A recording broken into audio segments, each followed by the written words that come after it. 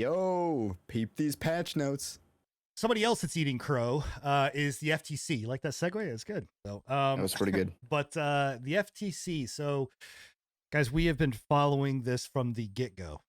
We have talked about this incessantly, almost been a year. almost every I was gonna week. say it's been like a year, man. Yeah. So almost 90 episodes of just talking about that. No, I'm just kidding. But I would love to say that it's finally come to an end, but the saga still continues. I'm almost getting like Stockholm syndrome with this case. Like I don't give a shit. I don't want it to anymore, go, man. I mean, I don't give a shit. No, you don't care. No. Bill's over I'm it. so over it, man. We had a long conversation about it last night, and the point that I was trying to make in all of it was while it is kind of fun to watch from the sidelines, none of these mergers are a good thing for most people. Like most people like us, like the people that are actually playing the games. It doesn't matter. This is just a business v business, and we're going to be the collateral damage, whether it's Sony buying something up, whether it's Microsoft buying something up. Consolidation of any capacity is not good in the long run, especially with third-party studios going first-party, in my opinion. Hey, I don't disagree. I don't necessarily disagree. I would say that out of all companies that I feel at least more comfortable with doing something, at least for the purpose of getting games out to as many people as possible, I feel a little bit better on the Microsoft side.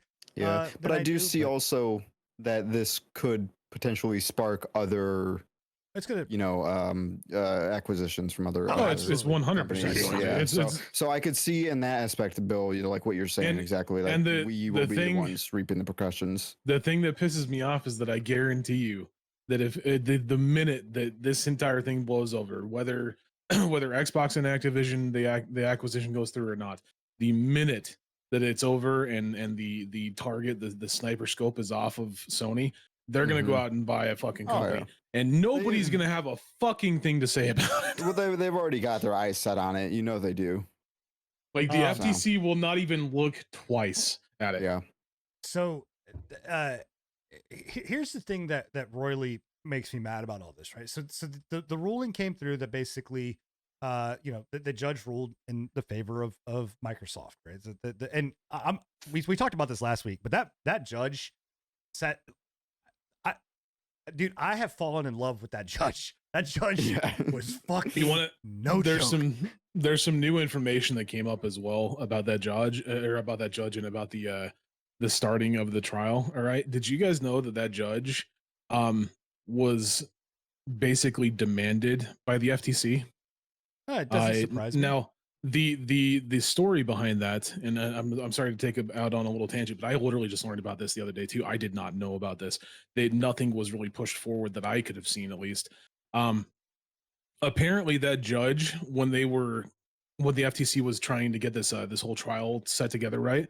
That judge, Microsoft came forward and was like, "Hey, like this judge has a person. Her son works at Microsoft.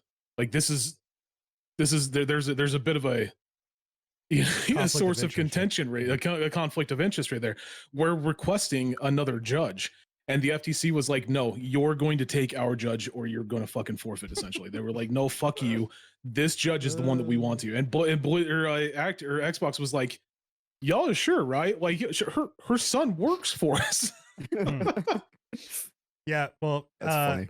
Her name is Judge Jacqueline Scott Corley. I'll bring this down so you guys can kind of get a hello mouse. You gonna work or no? Okay. Nope. Not gonna do it. Again, Judge Jacqueline Scott Corley was the judge that presided over it. And here's what else I love about this judge specifically, and during the case, while we talked about this some, is that she was very, very knowledgeable, at least of the space, which you don't normally see. Also, too, that's because her son works for Microsoft. Well, yeah, okay, sure, but either way, too, she was also extremely fair and balanced. Where it was 100%. Hey, ask your questions, but if you're going to continue, because if you have ever watched any fucking government trial, it is the most like circus fucking thing where it's just like asking the same question 6 times in a different way, round and round and round, and getting nowhere. And she fucking cut that shit off. So obviously she had her ruling. She went down and she was basically like, the FTC has presented no legal standards that would present by law a reason why this acquisition can't go through. So with that being said, the FTC decided to, well, appeal the fucking decision and say, oh, well, we don't like this outcome, and so we're going to appeal it. Here's my, if you're talking about normal civil court cases, appeal all you want. That's your money that you're throwing out there, and you're taking it and doing whatever you want. You want to go fucking broke doing appeals because you want, you said that the roofer fucking, pooped in your, fireplace. I don't know, whatever. Go do your thing. But when you're talking about tax, that's very specific. Has that happened to you before? That might have happened. That's really specific. I live in the South, dude. Nobody has fireplaces, and we don't poop down here. So, but what pisses me off about this is that this is taxpayer money that is being wasted trying to go after an appeal where, and even during the appeals process, they were like, this was brought up there, like, you're wasting taxpayers' money. You're literally going after an appeal that most likely is not going to go through because they're going to refer back to the previous judge's statements. And there was nothing that was said or done that was illegal or should say that was a fraudulent case. And so that has now also spurred the UK, which is now kind of saying, hey, basically the CMA was trying to block this too. To me, they were just this was the way for the UK government to kind of be like, hey, well, we come off as like cool people, and we know that like they don't know shit, and they basically are like, oh, well, now that the FTC lost, we're gonna fucking kind of reach an agreement too. So like, I don't know. I would love to know your guys' thoughts. I mean, on this appeal and everything else that's going through it. Yeah, I mean, I think it's a farce. I've thought it was a farce from the start. I thought it was just a waste of time from the very get-go. Myself and Bill kind of had an extended conversation about this last night while he was beating Bloodborne with a saw of some sort. Yeah, I don't know what the fuck was going on. It was great. 2.5 hours, mind you. It was amazing. I enjoyed watching it, but yeah, I have no fucking clue what the hell that was. But we were having kind of a conversation about this, and I'm just like, the extent that the FTC is going, to me, personally feels like somebody has some form of like tie to Sony, whether that's stocks, whether that's a person that works in the company. I don't know, man. It just feels like there's like they're attacking this way too heavily, and they're just not giving up. It's like a rabid dog that just doesn't want to let go, right? Like when a dog gets a bite on you, and they they just don't want to let go, and that's what it feels like to me. I don't think that, I think Sony is kind of, well, one, I don't even think this is Sony's crusade. I think this is fucking Jim Ryan's goddamn crusade.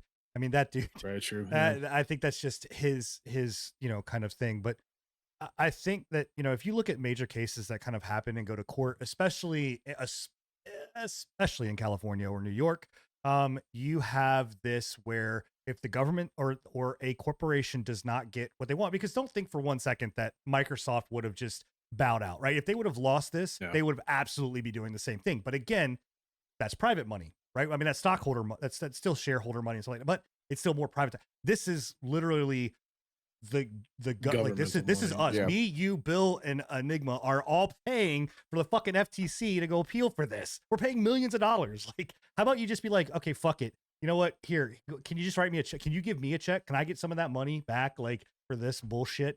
But I don't know. I think that's a rule that they should make. It'd be like, hey, if you lose a case and you're the FTC or the government and you brought then you have to pay back all of the taxpayer, like give them back their money for the cost of what this fucking trial did.